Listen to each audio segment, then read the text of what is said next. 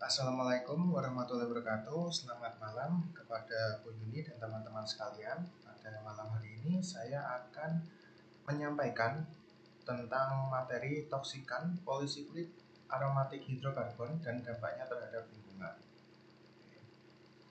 Pada bahasan kali ini kita akan membahas introduksi dari PAH, kemudian sumber dari PAH, dilanjutkan dengan ekotoksikologi pada marine ekosistem, dilanjutkan dengan bioakumulasi dari PAH, kemudian bagaimana cara meremediasi PAH. Nah, PAH merupakan senyawa organik yang terdiri dari hanya unsur karbon dan hidrogen. PAH ini memiliki rantai siklis dan aromatik yang tersusun dari minimal 2 aromatic ring atau lebih. Pada lingkungan environment, dia ini terdapat secara mudah dan tersebar di mana-mana dan dapat mengalami proses bioakumulasi pada cycle yang cukup panjang.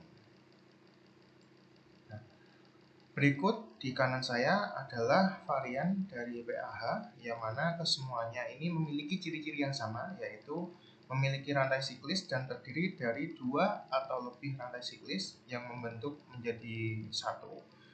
Ini seperti contohnya adalah naphthalen, kemudian benzoalfa-pyrin dan yang lain.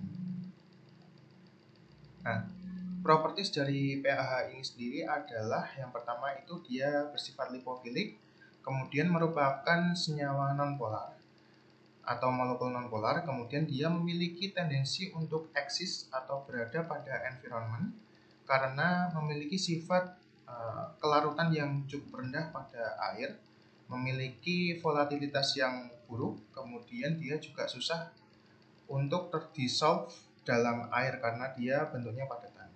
Kemudian dia sangat mudah sebenarnya untuk terlarut dalam organic solvent, dan dia ini sifat fisiknya itu padat pada ambient temperature dan memiliki titik didih yang cukup tinggi. Nah, movement dari pHs pada environment ini tergantung sekali pada properti seperti bagaimana mudahnya dia itu terdissolve pada air ataupun bagaimana mudahnya dia terevaporasi pada udara. Molecular weight dari PAH ini berkisar antara 128 hingga 300 gram.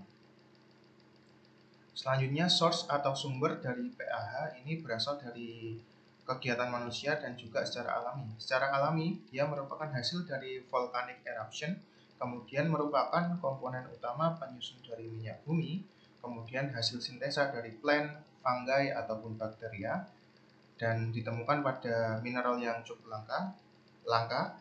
Nah, kemudian dari anthropogenic itu dia bisa berasal dari oil spill atau tumpahan minyak, kemudian bisa berasal dari municipal waste discharge dari urban areas, kemudian bisa juga dari waste operasi refinery maupun petrochemical, dan juga merupakan hasil fossil fuel pembakaran dari kendaraan bermotor.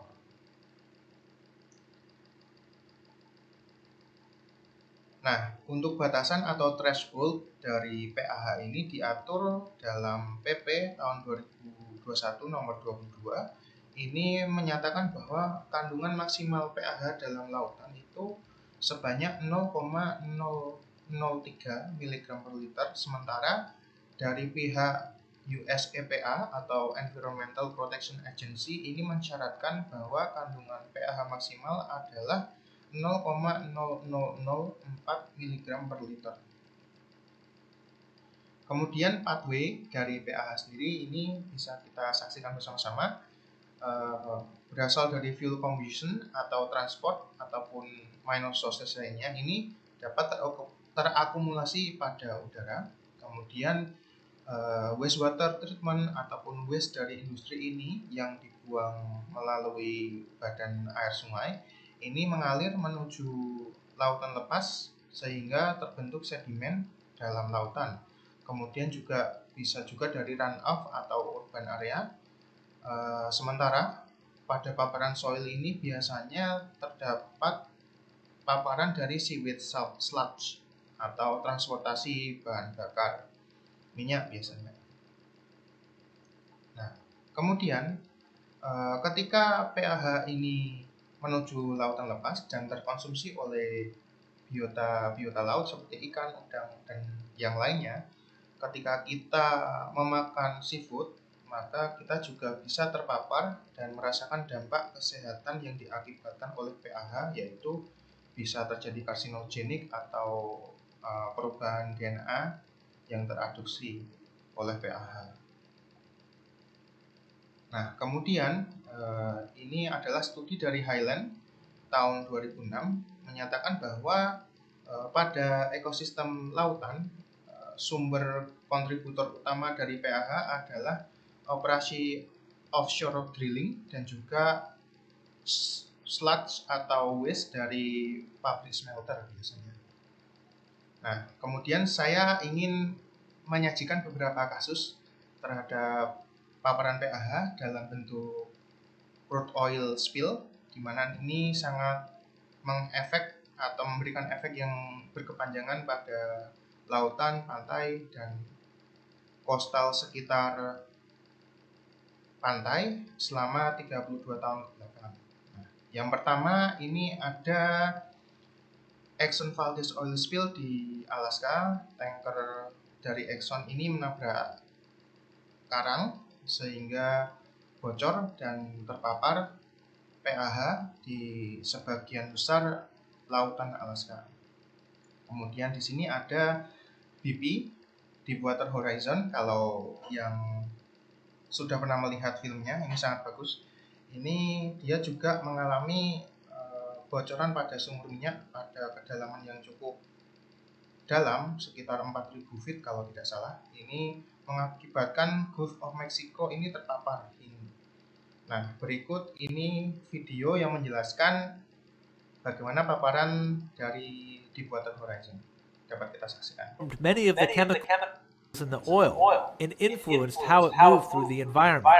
The rest of the oil is unaccounted for. When marine spills happen, physical processes such as ocean, tidal, and wind currents distribute oil throughout ocean and coastal habitats, which is what happened to surface oil from Deepwater Horizon. Some of it eventually landed on shore.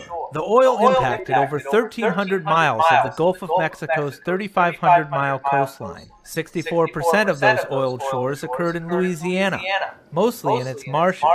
Scientists predicted this might occur based on previous oil spills. However, kemudian untuk case berikutnya, di sini saya ambil dari kejadian di Indonesia. Pada tahun 2018 ini terjadi bocoran minyak pada Teluk Balikpapan. Ini akibat dari kebocoran pipa yang terhantam oleh jangkar tanker yang ingin mendarat di teluk sini. Itu mengakibatkan sebanyak 13.000 hektar dari air dan juga 60 km dari garis pantai ini terdampak dan menyebabkan kematian juga terhadap 5 orang kalau tidak salah menurut berita, karena terdapat kebakaran juga di sini. Dan lebih dari 6.000 mangrove juga terdampak akibat oil spill ini. Pada tahun berikutnya kembali lagi Pertamina juga pada laut utara Karawang, tepatnya pada PTO NWJ ini terjadi kebocoran sumur yang mengakibatkan 50.000 hektar batas laut, kemudian 77 km garis pantai di Karawang ini terdampak. Begitu pula pada ekosistem terumbu karang sebanyak 5.000 hektar. Kemudian mangrove juga terdampak seluas 140 hektar. Berikut dapat kita saksikan bagaimana dampak dari bocoran pada Karawang ini mengefek pada pantai-pantai di sekitar. Angkut limbah minyak ke darat. Sebaran minyak yang tidak dapat dibendung terus mengalir ke barat dan telah mencapai daratan. Sepanjang lebih dari 85 km garis pantai utara Jawa Barat terdampak. Mulai dari wilayah Karawang, yakni Mekarpohaci, Pusaka Jaya Utara, Sungai Buntu, Cemara Jaya, Pantai Sedari, Tambak Sumur, Tambak Sari, Segar Jaya, Tanjung Pakis, hingga wilayah Bekasi, yakni Pantai Bakti dan Pantai Bahagia. Bahkan penyebarannya telah mencapai Kepulauan Seribu.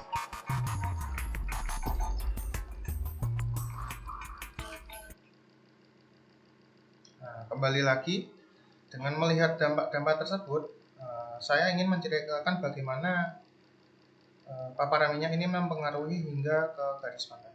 Jadi, ketika minyak terpapar pada lautan lepas, awalnya dia akan membentuk lapisan minyak dan air yang bernama oil slick, di mana lapisan di atas surface air ini cukup tebal, namun seiring dengan fungsi waktu, kemudian pengaruh dari cuaca, kemudian pengaruh dari ombak, dan yang lain sebagainya, secara alami itu dia akan menyebar menjadi lapisan oil dan air yang lebih tipis bernama oil sheen. Nah, inilah dampak dari oil sheen. Beberapa dampak yaitu dia dapat menyelimuti bulu dari burung-burung di sekitar pantai, kemudian ada juga menyebabkan kematian ketika acute paparannya terlalu chronic exposure-nya terlalu besar. Kemudian di sini juga dapat kita lihat ketika banyak terakumulasi, banyak dari hewan ini juga mati. Ini juga mengakibatkan menyelimuti kulit dari anjing laut pula. Nah, di sini pada studi Han et al,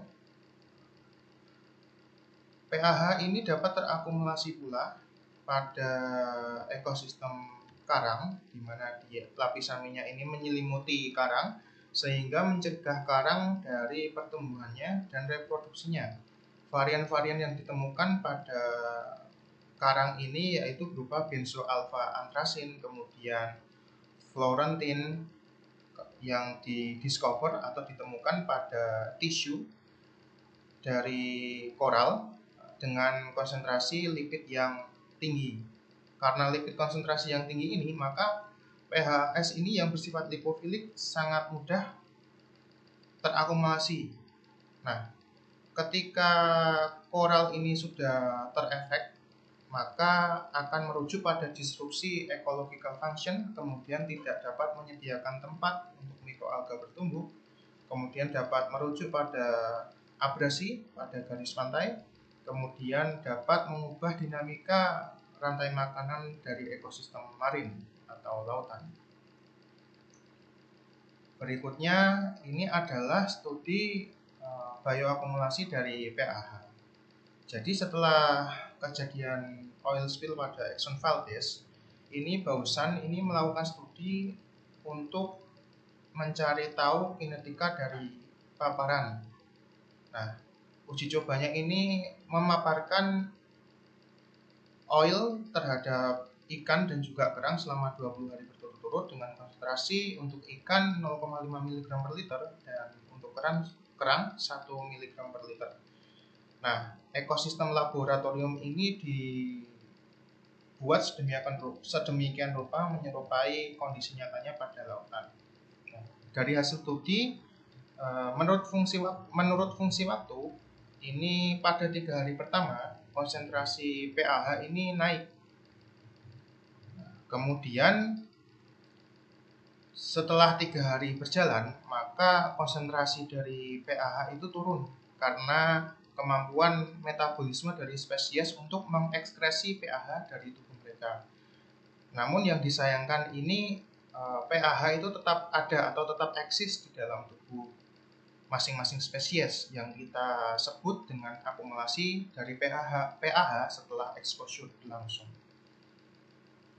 Nah, kemudian efek dari PAH exposure ini adalah yang pertama, dia ini pada studi Holm tahun 2019 dari pengamatan pada oil spill Deepwater Horizon, ini PAH ini memberikan efek antagonis, yaitu memblokade ryanodin reseptor sehingga respirasi dari ikan ini tidak berjalan dengan lancar. Kemudian efek pada mammals atau mamalia lautan, Ini seketika ketika chronic exposure ini dapat menyebabkan kematian, yang mana laboratori tes ini menyatakan bahwa PAH terakumulasi pada kidney, kemudian pada paru-paru dan juga pada liver. Pada studi Albers juga, ini berkaitan dengan burung-burung yang mencari makan di lautan, bahwasanya ketika bulu-bulu burung ini mengabsorpsi oil, maka akan merujuk pada poor handling atau kemampuan untuk menjaga suhu tubuh yang buruk, sehingga skenario ini merujuk pada kematian burung akibat hipotermia. Kita lanjutkan lagi, ini adalah beberapa efek pada zooplankton yang kebanyakan menyebabkan acute toxicity dan juga bioaccumulation.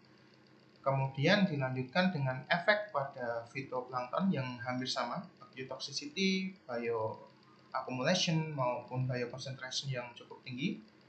Nah, karena beberapa akibat tersebut, maka perlu diadakan aksi respon, yaitu secara fisik maupun secara biologis. Pada aksi fisik sendiri dapat dilihat dari gambar.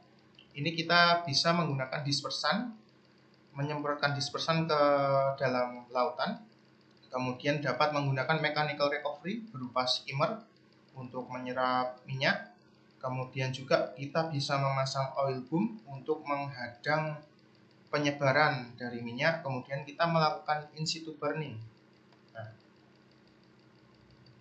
untuk kasus dari Deepwater Horizon sendiri, karena dia terdapat pada kedalaman yang cukup dalam, maka ini beberapa saintis melakukan percobaan untuk memberikan dispersan dengan alat bantuan otomatis yang diselamkan ke bawah untuk menyemprotkan dispersan, sehingga dispersan dapat mengikat PAH, kemudian mikroba di dalam lautan ini bisa mendegradasi menjadi droplet oil, sehingga PAH dapat terurai dan bisa menuju ke sedimen bawah laut.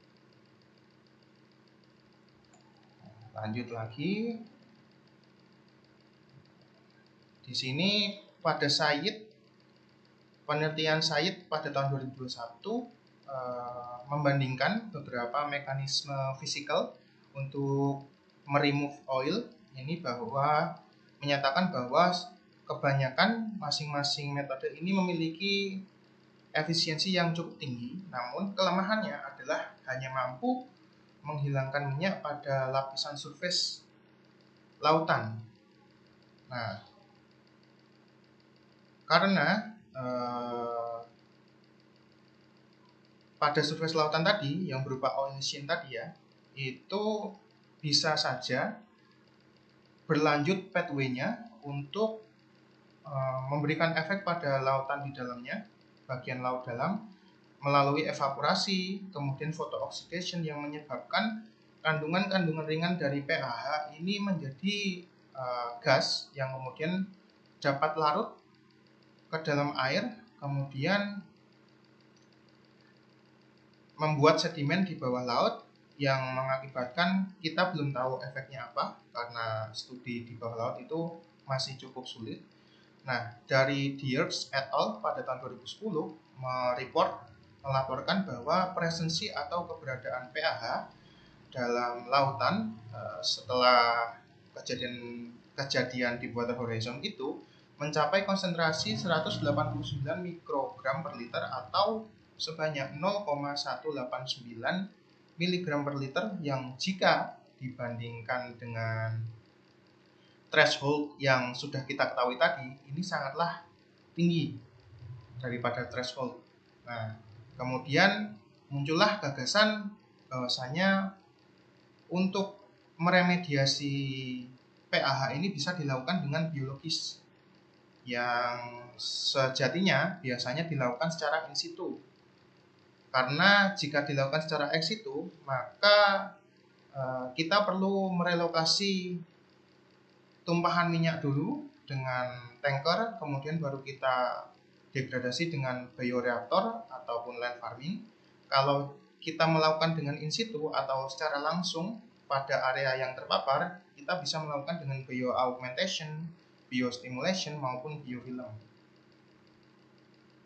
Nah, bioaugmentation merupakan penambahan bakteria yang non-native atau tidak berasal dari area paparan yang kemudian dikombinasikan dengan microbial population pada area paparan sehingga membantu untuk mendegradasi oil. Sementara biostimulation merupakan penambahan nutrien ataupun elektron donor ataupun juga surfaktan atau biosurfaktan sehingga menstimulasi pertumbuhan bakteri yang berasal dari area terpapar untuk dapat mendegradasi secara alami. Nah, di sini ada 3 tabel yang menyatakan natural attenuation itu berupa evaporasi, fotooksidasi, maupun biodegradasi tanpa tambahan apapun. Sementara bioaugmentation merupakan cell inoculation dan biostimulation merupakan penambahan nutrien, surfaktan, dan yang lain sebagainya. Advantage atau keuntungan dari bioremediasi adalah yang pertama, produknya ini hanya berupa karbon dioksida, kemudian di breakdown menjadi hidrokarbon yang simple, dan juga biological proses ini merupakan metode alternatif untuk mengeliminate toksin seperti yang digunakan DWH, Deepwater Horizon itu. Dia dispersannya merupakan dispersan yang chemical yang kita tidak ketahui efek apalagi yang bisa timbul dengan menggunakan dispersan itu. Nah, di sini Said juga menyajikan bahwa perbandingan antara natural attenuation dan juga biostimulation ini sangat jauh. Biostimulation dapat mendegradasi 94,4% dibandingkan dengan bioaugmentation yang kadang ini kemampuannya lebih rendah daripada biostimulation. Sementara bioaugmentation ini sangatlah rendah sekali karena membutuhkan waktu yang cukup lama. Nah, kembali lagi kepada Exxon Valdez, walaupun setelah 25 tahun atau mungkin sekarang pada tahun ini sudah 32 tahun, efek yang dirasakan dari paparan oil ini masih cukup banyak. Masih banyak spesies-spesies yang belum bisa terrecovery secara utuh karena masih terdapatnya oil pada surface, oil pada coastal, ataupun oil pada garis pantai. Nah, berikutnya ini adalah foto pada tahun 2019 di mana berang-berang di sekitar Alaska itu masih terpapar oleh PHA pada bulu-bulu mereka, menyatakan bahwa surface pada lautan di sana masih terdapat banyak oil. Kemudian juga di sini pada tahun 2018, saintis mencoba untuk menggali di sekitaran pantai di dekat Alaska sana. Ternyata masih banyak oil-oil yang masih melinger atau lingering oil itu masih banyak terdapat di sana. Nah, hal ini ketika semakin lama terpapar soilnya atau tanahnya ini sudah lama terpapar, maka akan semakin sulit untuk dilakukan remediasi. Nah, maka dari itu saya mencoba mencari seberapa efektif bioremediasi itu terhadap Exxon Valdez oil spill. Nah, di sini Bragg bekerja sama dengan Exxon selaku penanggung jawab terjadinya tumpahan. Dia mencoba mengeksperimenkan penambahan fertilizer itu sebagai biostimulan terhadap beberapa titik di Alaska sana. Dia mencoba mengamati selama 109 hari atau selama kurang lebih 3 bulan dan menyediakan beberapa titik kontrol di mana tidak ditambahkan fertilizer sehingga dia dapat memberikan perbandingan tanah atau sedimen-sedimen dekat pantai sana yang diberikan fertilizer ataupun yang tidak diberikan fertilizer itu memberi pengaruh apa. Nah, di sini pada awalnya jumlah pH-nya dapat dilihat seperti ini ya. Pada KN135 ini sekitar 7,1 mg oil per kilogram sedimen. Nah, setelah diamati dengan penambahan fertilizer, maka bakteri di sana mampu untuk mendegradasi hingga jumlah oil ini berkurang pada sedimen hingga mencapai 3,22. Sementara untuk titik kontrol yang tidak diberikan fertilizer, dia tetap 6,1 atau kurang lebih hampir sama dengan aslinya. Nah, kemudian dia mencoba untuk melakukan studi biodegradation rate dengan suplai nitrogen untuk nutrien mikroba. Ini menunjukkan bahwa terdapat linearisasi, sehingga semakin banyak bertambahnya fertilizer, maka kemampuan degradasi ini semakin baik pula. Karena dengan pertambahan fertilizer ini, dia akan meningkatkan jumlah nitrogen yang digunakan nutrien untuk mikroba di sana. Nah, konklusi dari percobaan di atas adalah rate degradasi dengan penggunaan fertilizer ini mampu mencapai removal sebanyak 0,45% per hari dibandingkan dengan natural attenuation atau titik kontrol tadi yang tidak diberikan fertilizer ini hanya mampu mencapai removal 0,052% per hari. Jika dibandingkan kan sangat banyak ya, terutama mengingat juga bahwa satu titik sampel di sana merupakan eksperimen langsung pada area terpapar, yaitu untuk area KN 135 sendiri itu seluas 2000 meter persegi.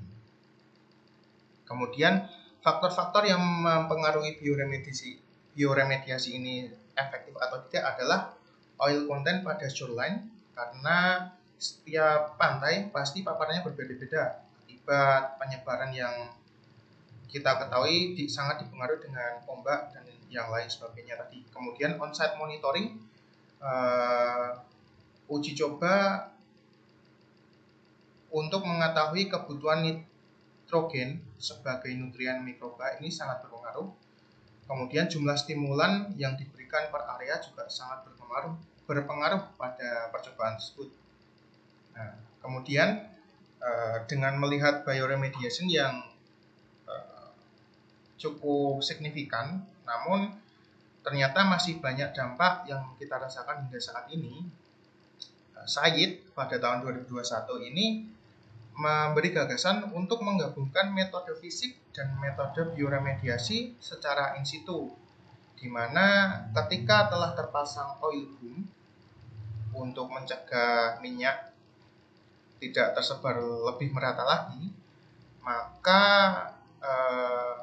dijadikan sekalian aja untuk menjadi bioreaktor basin, di mana tidak melakukan in situ burning karena bisa mengakibatkan polusi udara.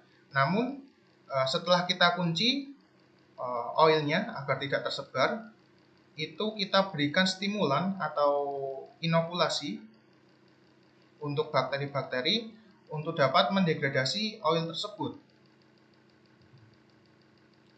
sehingga si oil boom ini bersifat sebagai penghadang ombak-ombak agar menjaga kestabilan dari reaktor tersebut.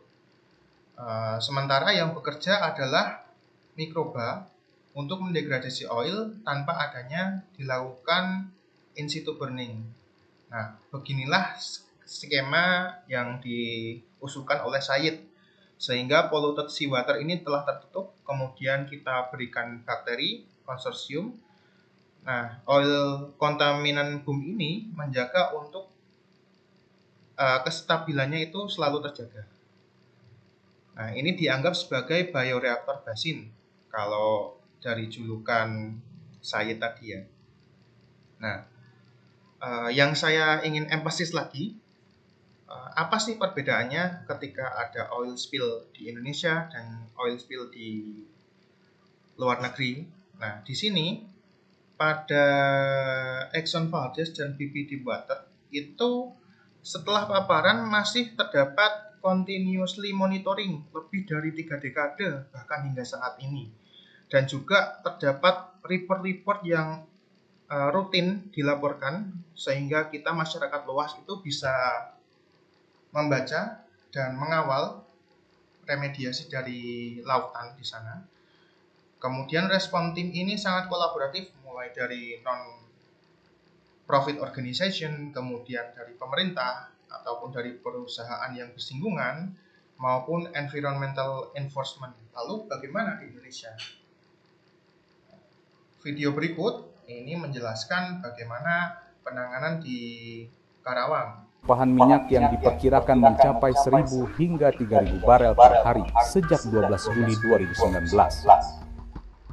Pengamanan 7 lapis dipasang di sekitar kebocoran dan sepanjang pantai utara Jawa Barat. Setidaknya dengan 750 meter pembatas minyak atau oil boom yang dapat dipindahkan untuk menghadang sebaran minyak dekat sumur.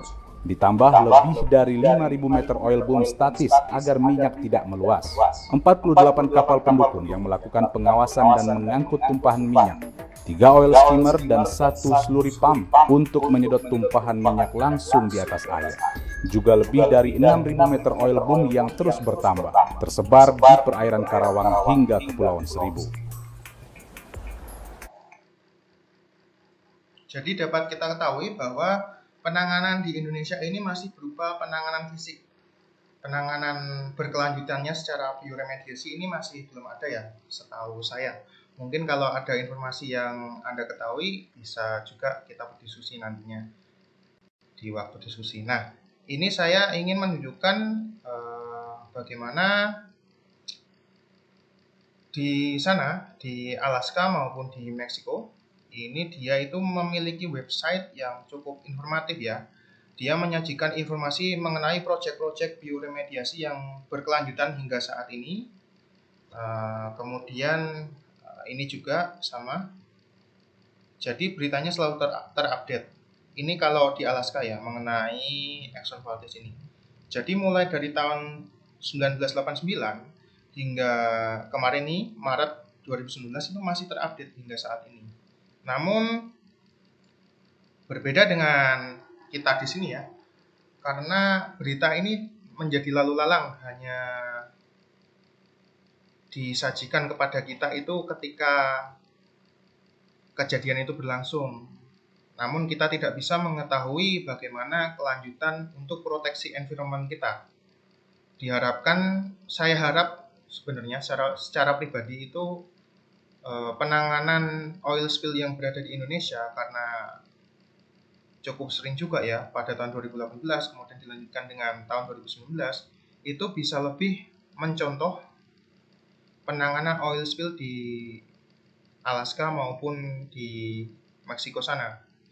Jadi sehingga tetap berkesinambungan, karena melihat pada dampak dari Exxon Valdez sendiri, setelah 30 tahun berlangsung masih tersisa minyak-minyak yang bisa menyebabkan kerusakan atau bisa mengefek pada mamalia yang berada di sana.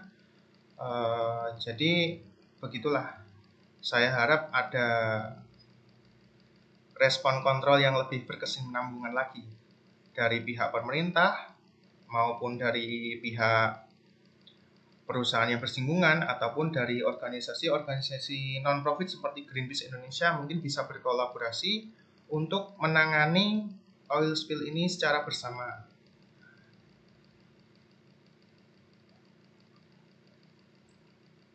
Untuk referensi yang saya gunakan ini ada beberapa jurnal, kemudian saya mengambil juga beberapa video dari YouTube maupun dari Kata Data. Nah, untuk akhir kata saya ucapkan terima kasih atas perhatiannya. Semoga ilmu ini bermanfaat untuk kita semua. Wassalamualaikum warahmatullahi wabarakatuh.